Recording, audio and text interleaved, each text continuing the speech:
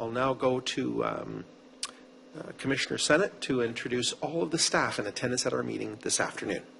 Thank you, Chair Gray. We have Hannah Lesnoff from the City Clerk Services, Ron Diskey, Commissioner of Community Services. We have Sam Yoon, the City Solicitor, Nathan Shore, the Coordinator of Tax and Revenue, Kim Villeneuve, the Manager of Taxation, Michelle Bretherick, Manager of Financial Reporting and Planning, and Jay Martin, Manager of Financial Systems Development. Thank you so much. Councillor Nixon, I believe you got an additional agenda item to add a delegation. I do. That the delegation request from Wayne Wood regarding report FIN 1972 concerning property tax collection be added to the Finance Committee agenda for the meeting of December 12, 2019. On the motion, those in support? Carried. Are there any declarations of pecuniary interest? Madam Clerk, if you could so note. Delegations, Mr. Wayne Wood. Need a motion to hear? Go ahead. That the delegation of Wayne Wood be heard? Those in support? Carried. Mr. Wood, I know you've been here in the past, so you know all the rules, so please proceed. Thank you, Chair Gray. My concern about FIN 1972 is based on the fact that it appears to be a substantial initiative brought out to flesh out matters already covered within the Municipal Act. My concern has to deal with the fact that this collection policy may be morphed into a statement of city stand on assessment matters, because there's certain statements in there that I think could be applied verbally to delegations that may come and talk. The covering report, most of all this information that's within this is mostly covered already by the Municipal Act, as I stated. Now, 5.0 of your cover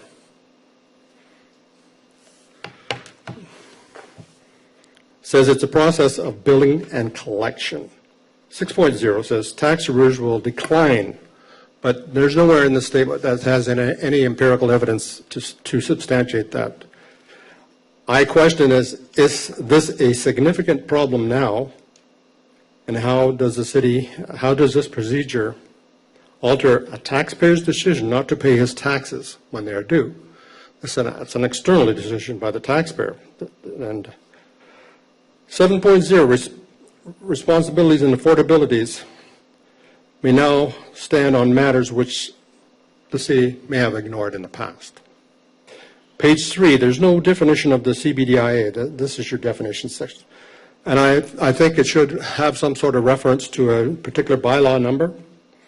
As someone who perhaps will pull it out from the from your website, will not know exactly what they're doing. And the CBDIA parameters or boundaries may change. So I think that's an important thing to have in there. Now, there's no definition of the CBDIA. Now,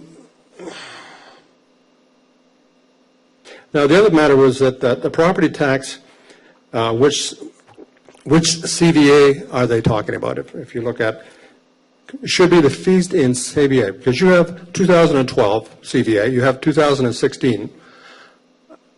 Now, this year, of course, 2020, you will have full 2016 value on the roll, which is fine.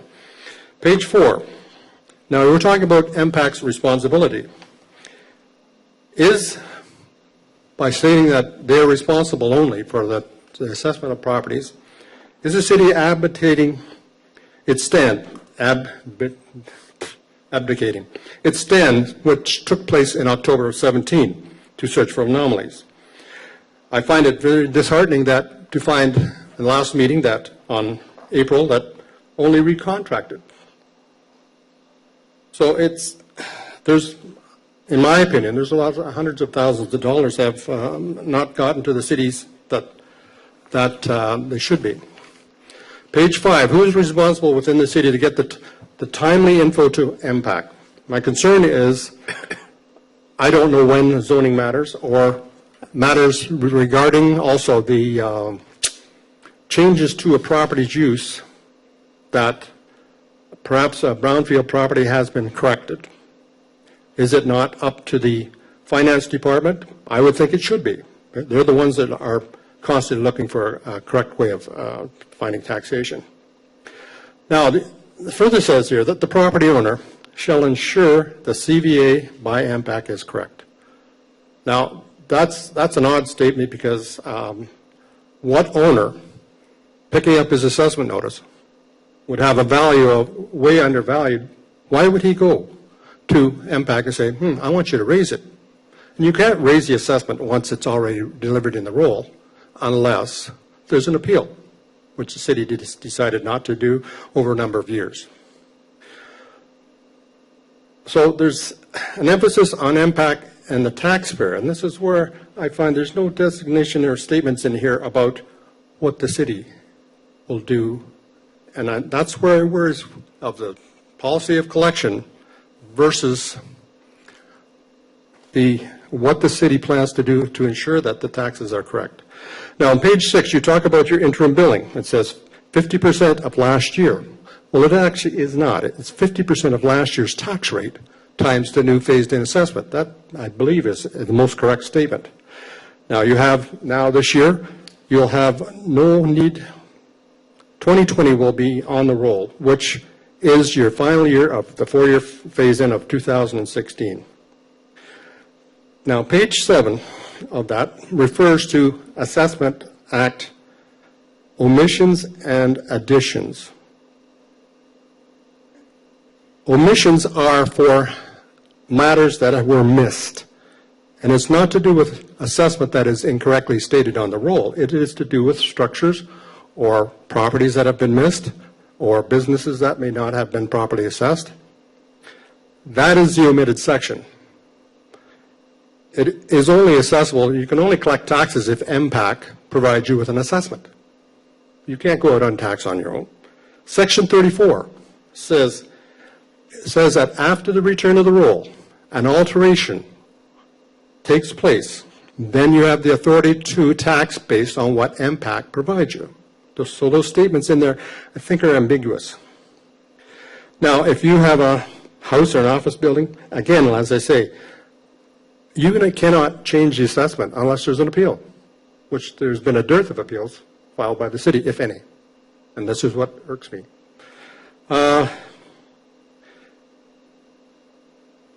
Permits, MPAC has a right to assess, but like I said, the city cannot tax without an MPAC statement of what that new assessment will be. So if you look at the review of what Durham region sets the tax policy, and in this year, there will be no differentiation in the commercial class between a vacant person, a CX class or a CT class. It's going to be the same rate. Same with the industrial class and the large industrial class, right across the board for 2020.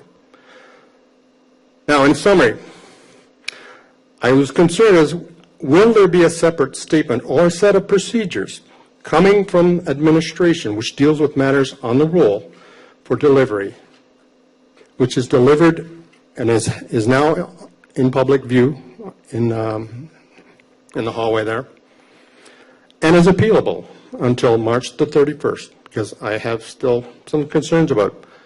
I've checked a number of things, and I find some oddities, which I'll discuss another time, because we're not talking about that particular. Or will this procedure be used as a subliminal direction, advocating the administration of the responsibilities to ensure fair treatment of assessments? I have no further information to provide to you at this time. Committee, are there questions? Councilor McConkey?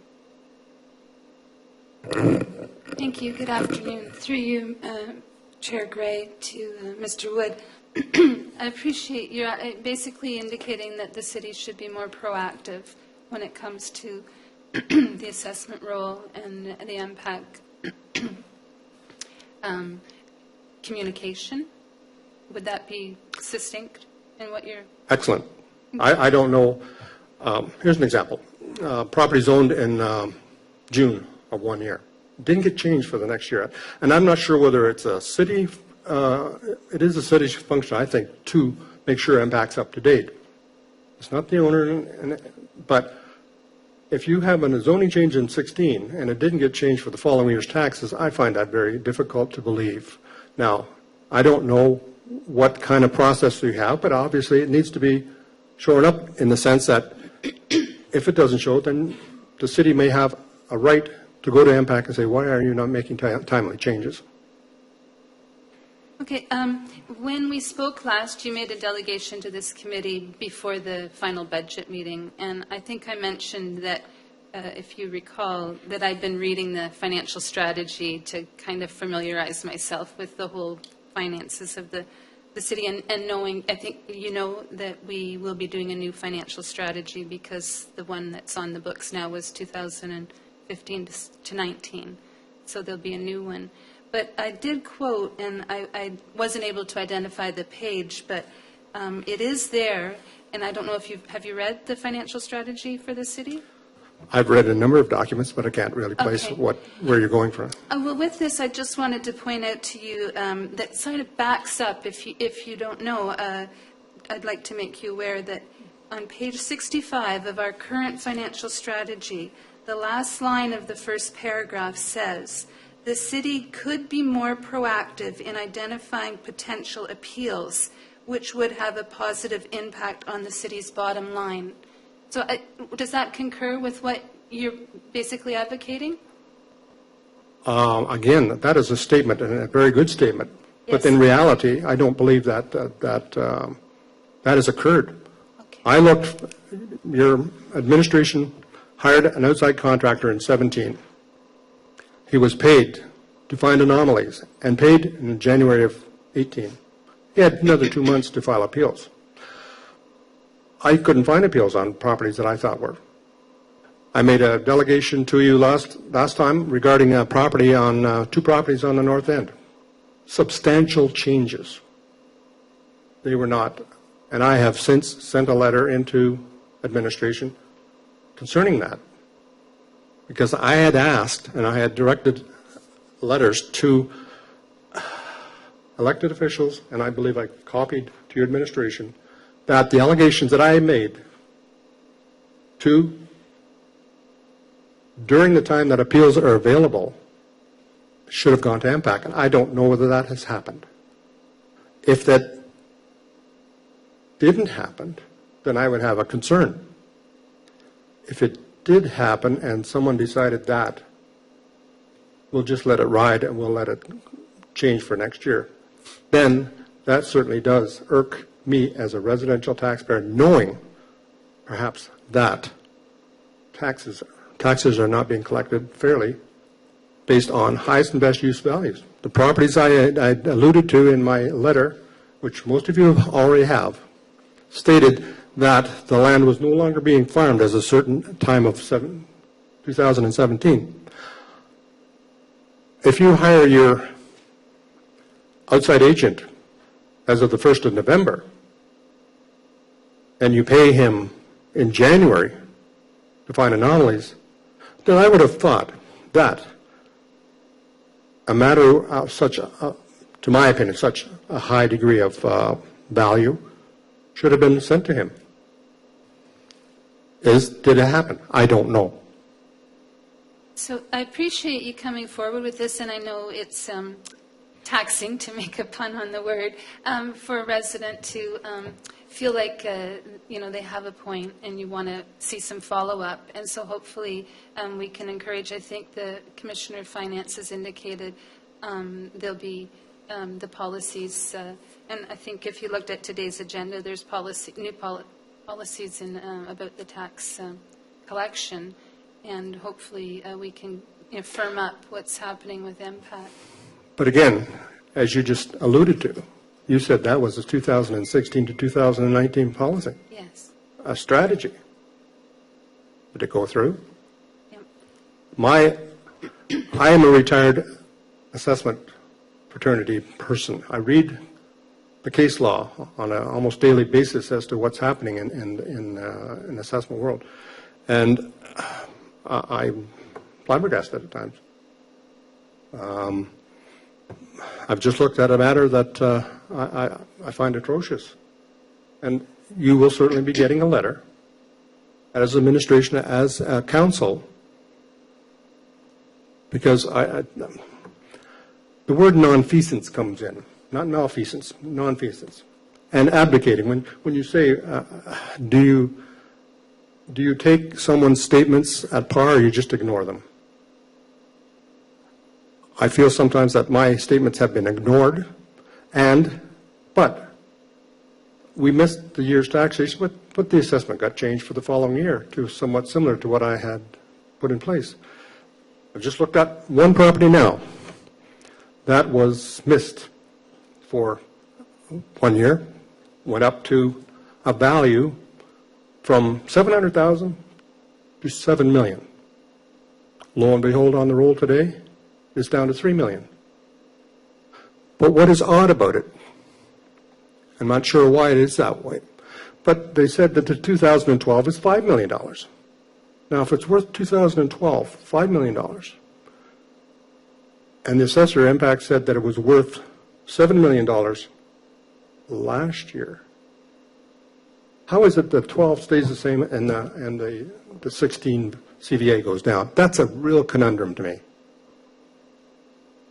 You don't think that there could be some changes to the property? You didn't see it on the CRB, the Assessment Review Board, ARB, I'm getting the letters mixed up. It is appealed. It is? It is appealed, not by the city, though. I see. Not by the city. For 2018 taxes not appealed by the city, but it's appealed by the owner. But do you understand the rationale of what I'm saying? Yes. You went from 700 to 7 million, and they brought both the 2012 and 2016 value up. On the roll right now, the 2012 value is still what it was. Their documentation from MPAC says that between the reassessment for the four-year cycle between 12 and 16, multi-res went up by a reciprocal on 72%. In other words, if you divide 100 by 72, you get a 130, okay? So, if you've got $5 million, then in fact, 2012 value, then in fact you should have a $7 million. So something I'll take up with MPAC because it is their baby, but I will look at the ARB because I don't know whether that's been litigated yet. I do have access. That anybody has access to the ARB. All he has to do is the roll number of that particular property. And then they can look at where the status of the appeal is. They can look at they can go back 10 years. And they can look at whether the minutes of settlement. There's a lot of minutes of settlement had been signed by the city prior to this new council, which I feel they weren't properly handled. Unfortunately, those two people that are no longer here, so I can't I can't disparage them. So it's all public information? It is definitely public. Okay. Same with you talk. We had I heard a discussion after I left last meeting that a statement, I think, from administration said that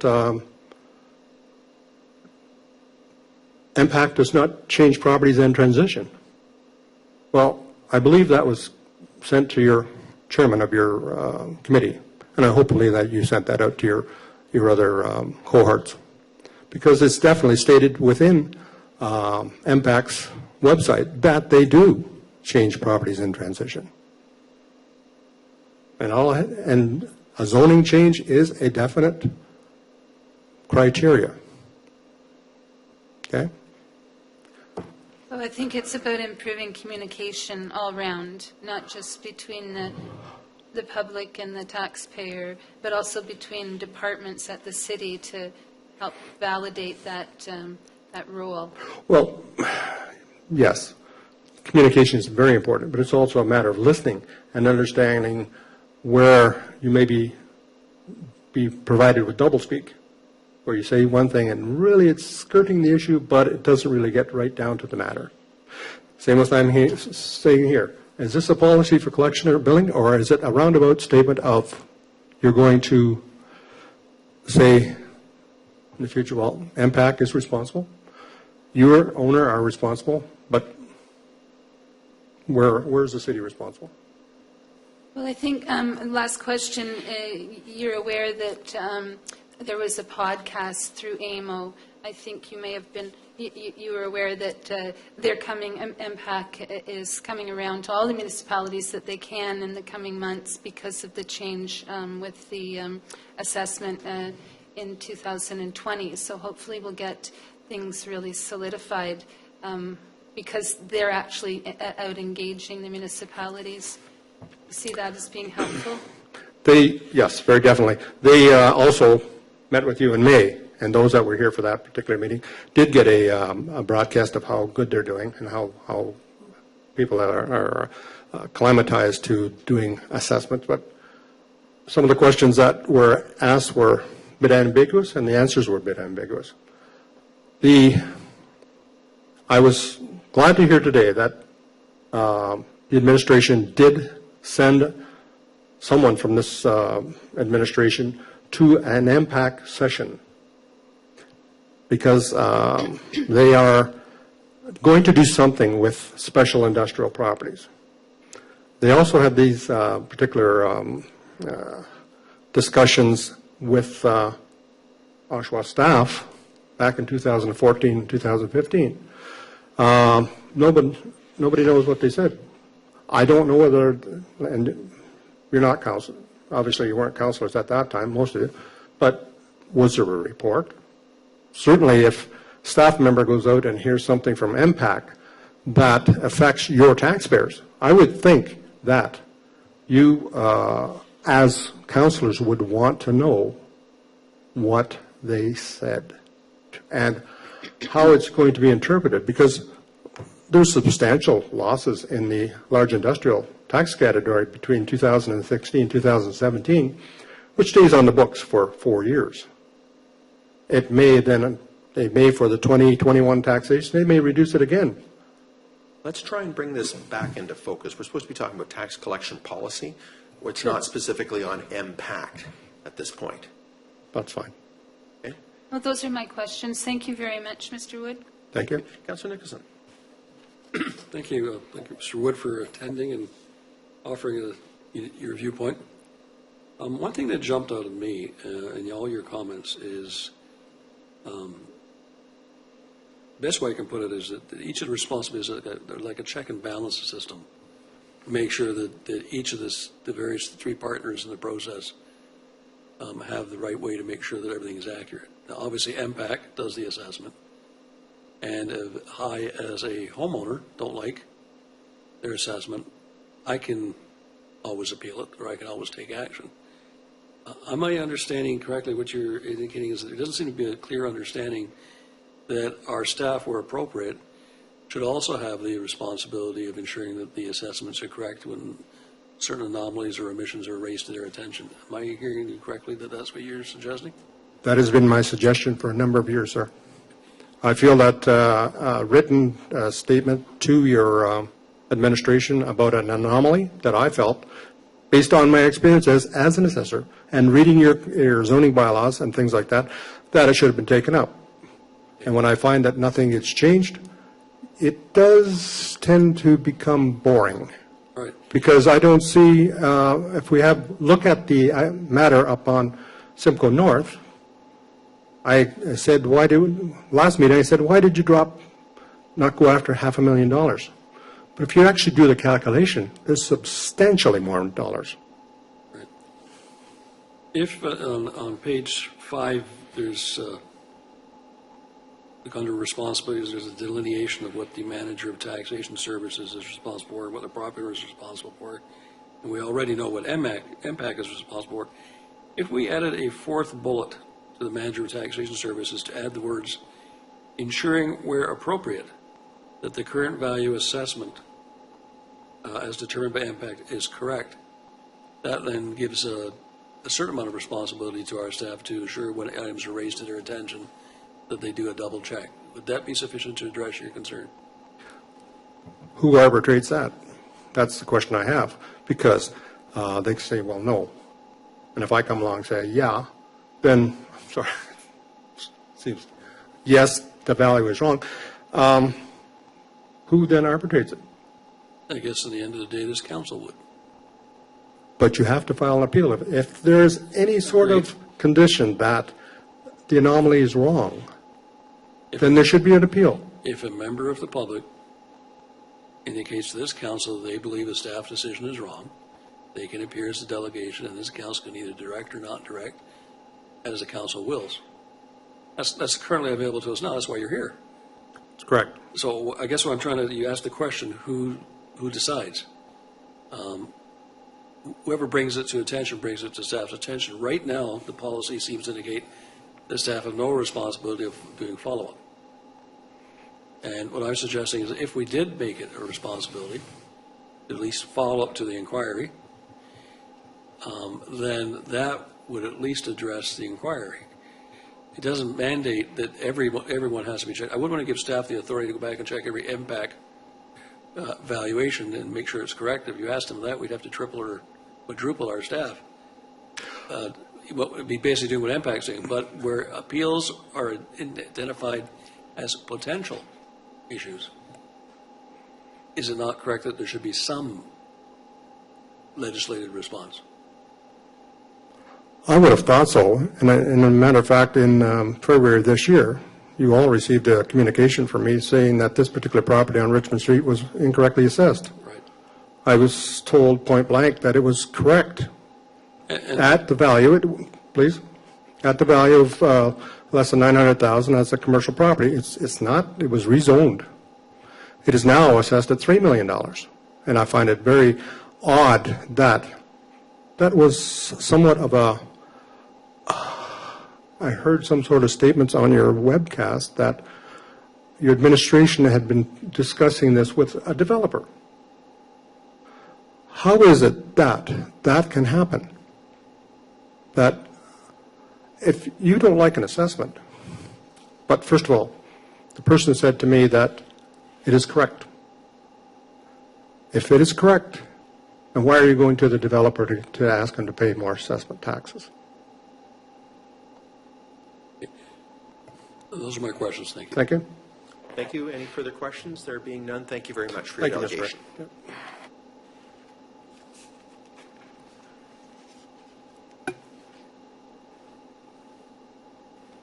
Excuse me. Is there any, Chair Gray? yes?